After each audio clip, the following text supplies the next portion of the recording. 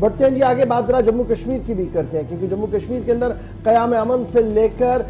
انتخابات تک کی بات ہو رہی ہے، اور جہاں گزشتہ مہینے ہم نے آپ کو بتایا کہ الیکشن کمیشن لگاتار میٹنگز پہ میٹنگز کر رہا ہے، وہیں پر کل ایک بار پھر لیفٹیننٹ گورنر منوج سنہا صاحب نے اس بات کا اشارہ دیا کہ اس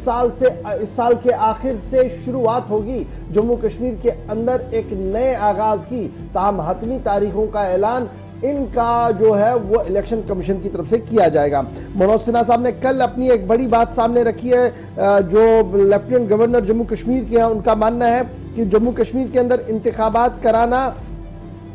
الیکشن کمیشن کا دائرہ اختیار ہے، اور الیکشن کمیشن کسی بھی وقت تاریخوں کا اعلان کر سکتا ہے، حالات سازگار ہے۔ جموں کشمیر کے اندر اگست 2019 کے بعد حالات بہتری کی اور بڑھ رہے ہیں، اور یہ اب خواب نہیں حقیقت بن رہا ہے کہ سرمایہ کاری بھی ہو رہی ہے، اور سرمایہ کاروں کو کشمیر اور جموں کی سرزمین پسند بھی آ رہی ہے، نوجوانوں کے روزگار کے راستے بھی کھل رہے ہیں۔ یہ دعویٰ نہیں، ایک حقیقت ہے۔ منوج سنہا نے کل تال ٹھوک کر ایک بار پھر لال چوک کے علاقے سے اس بات کو دہرایا ہے۔ کل ہی منوج سنہا کی طرف سے اس بات کو بھی صاف کر دیا گیا کہ موجودہ دور کے دوران 2019 کے بعد کوئی بھی سیاسی ورکر اس وقت ہاؤس اریسٹ نہیں ہے۔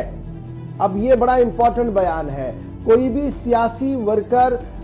پولیٹیکل ورکر اس وقت ہاؤس اریسٹ نہیں ہے۔ کل کی دو افواہیں بھی آپ کے سامنے ہیں جس کو لے کر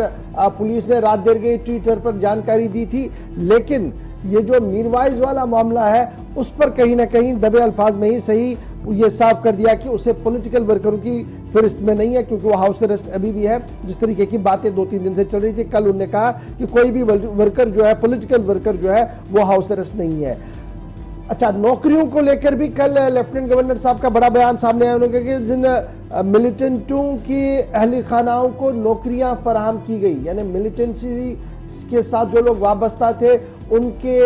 اہل خانہ کو، ان کے عزیزوں کو نوکریاں فراہم کی گئی، اور سرکار نے انہیں نوکریوں سے باہر کیا ہے،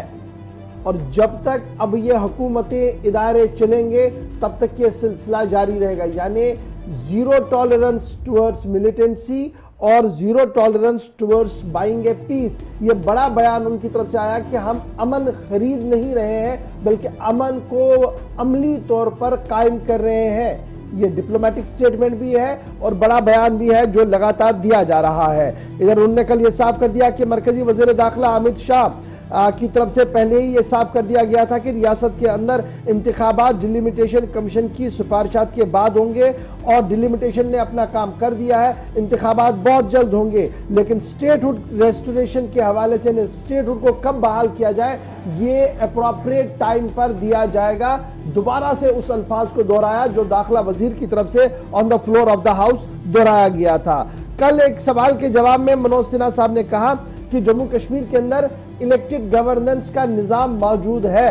ایک سسٹم ایم ایل ایز کو چھوڑ کر، اور کل نے کہا کہ 30,000 الیکٹڈ ریپریزنٹیٹیو، چاہے وہ سرپنچ ہو، پنچ ہو، ڈی ڈی سی ممبر ہو، اربن لوکل باڈیز کے ریپریزنٹیٹیوز ہو، پارلیمنٹیرین میں ہمارے ہو، یہ سارے الیکٹڈ ہیں، اور ان کی تعداد کم سے کم 30,000 کے قریب ہے جو الیکشن کے ذریعے سے لوگ جیت کر آئے ہیں۔ کل ہی انہوں نے صاف کر دیا کہ آرم فورس اسپیشل پاور ایکٹ کا ہٹنا فی الحال ممکن نہیں ہے، کیونکہ آرمی لگاتار مدد کر رہی ہے اور سرحدوں کی جس طریقے سے حفاظت ہو رہی ہے وہ کسی سے چھپی نہیں ہے۔ سابقہ دور کی یاد تازہ کرتے ہوئے کل لیفٹیننٹ گورنر نے کہا کہ لال چوک سے لے کر دیگر علاقوں کے اندر جہاں حالات انتہائی خراب ہوا کرتے تھے، دکاندار شٹل ڈاؤن رکھا کرتے تھے، اسکولوں کالجوں کے اندر درسی نظام بحال نہیں ہو پاتا تھا، اور مہینوں بچے گھر کے اندر بیٹھتے تھے، اب وہ دن چلے گئے۔ 2019 کے بعد نہ تو ہڑتال ہے اور نہ ہی دفتروں اور کالج کے اوپر تالے ہیں، بلکہ بچوں کے ہاتھ میں سمارٹ فون ہے، بندوق کے بجائے قلم ہے، اور حالات بتدریج بہتر ہو رہے ہیں۔ منوج سنہا کا بڑا دعویٰ، اور یہ دعویٰ اور یہ بیان اس وقت سامنے آیا جب حزب اختلاف کی دو بڑی جماعتیں نیشنل کانفرنس اور پیپلز ڈیموکریٹک پارٹی کی طرف سے تاپڑ توڑ حملے کیے گئے تھے کہ 5 اگست سن 2019 کے بعد جموں کشمیر کے اندر حالات بدلے ہی نہیں بلکہ بگڑ رہے ہیں، سیکیورٹی سینیریو بھی بگڑ رہا ہے، اور دیگر معاملات کو لے کر، نوکریوں سے لے کر नौजवानों की जो हिफाजत का मामला है उसमें भी हुकूमत नाकाम हुई है। कल मनोज सिन्हा ने तफसीली बात सामने रखते हुए